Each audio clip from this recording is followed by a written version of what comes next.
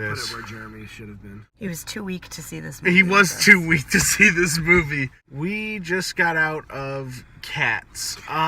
If you wanted to see what we thought before the movie, there's a whole video about that, so I'll link it in the top corner. Here's the thing about Cats. It is... I'll go ahead and say it. I usually try to keep it till the end of the year, but this is the worst movie of the year. And there's a strong case for this being the worst movie of the decade. However, it is also the must-see fucking movie of the year, because I can't fucking believe that this exists. Not just the CGI. It's that it goes so out of its way. You could have done this with real people, and I think it would have been equally as disturbing, just less memeable.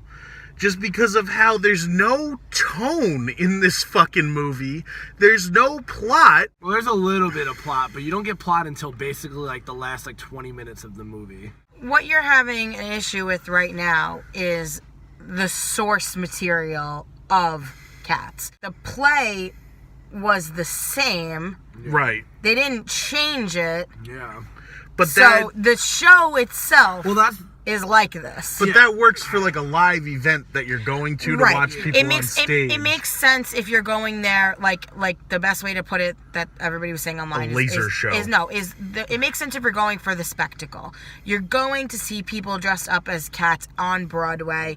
Some of that appeal or that draw is no longer there when the entire thing is CGI'd. Mm-hmm. They're just furry CGI creatures with human faces. It's just fucking bizarre. And that's basically like my biggest issue with this movie is usually when you do a stage to film adaptation, you do make changes. This movie does not do that. Tom Hooper did Les Mis. He did Les Mis, which is I think is a great movie. There is we can talk about that another time. There's no speaking in that, which is done to how the play is. More effective on stage, I think. And I think that that's a big detriment to that movie.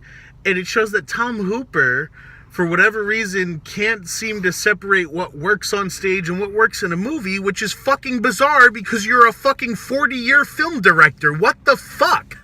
Like, how do you have a whole fucking 49 awards and you don't have it down of like, yes, this works when I put it in front of a camera and this does not? That's fucking bizarre. Do we have any positives about the movie? No. It ended. Some of the music wasn't awful.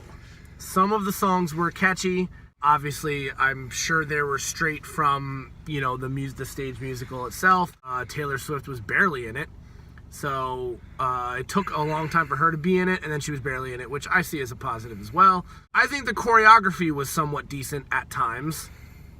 When it wasn't, but my issue with the choreography, though, is that all of the cats, and part of what is so disturbing about it, is that the cats don't have any weight to them. Yeah. So when they're doing that, like, dancing shit, they're not, like, anchored in any spot where an actual cat or person would be. There's no gravity present. I also think that the people in these movies should have done, like, a workshop on how to be a cat as well. This movie, it seems like it was directed by somebody who has never even seen a cat before. Yeah. Every person, or cat...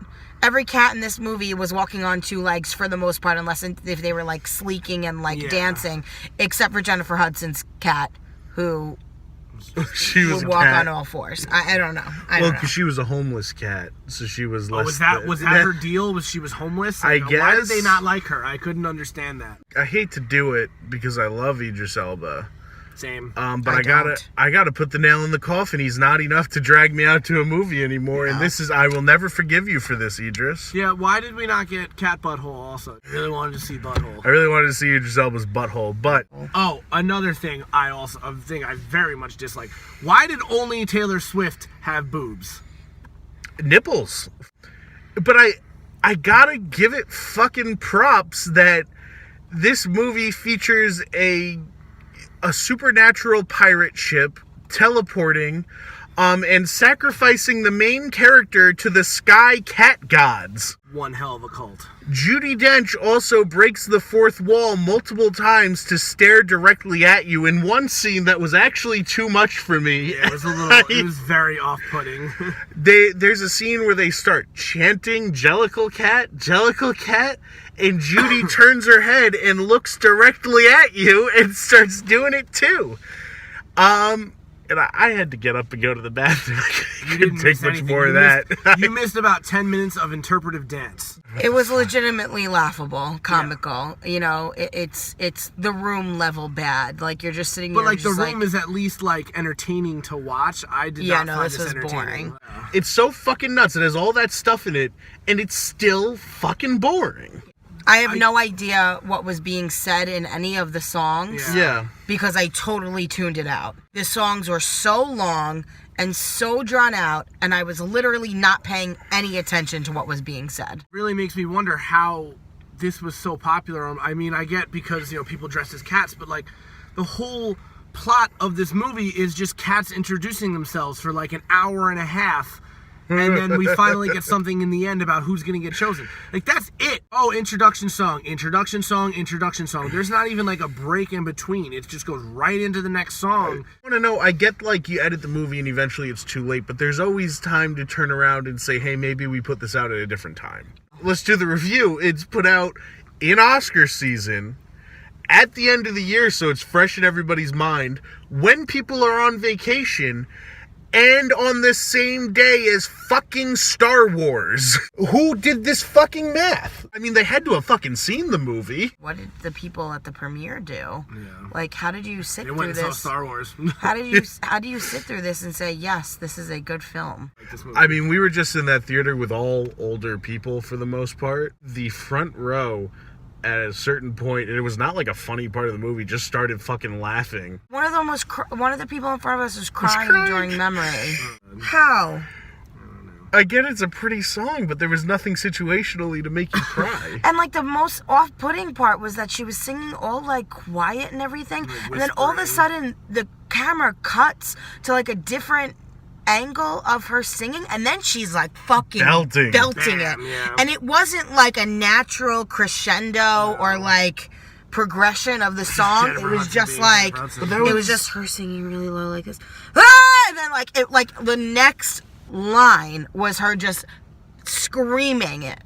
For a musical, there's no sound editing. Even like in that first number, I knew we were in fucking trouble because they're building you up. You're not really sure what the hell is happening. You're getting this like really big sound when they're pulling at the bag, and then suddenly all the cats are gone and it's quiet and it's so fucking jarring.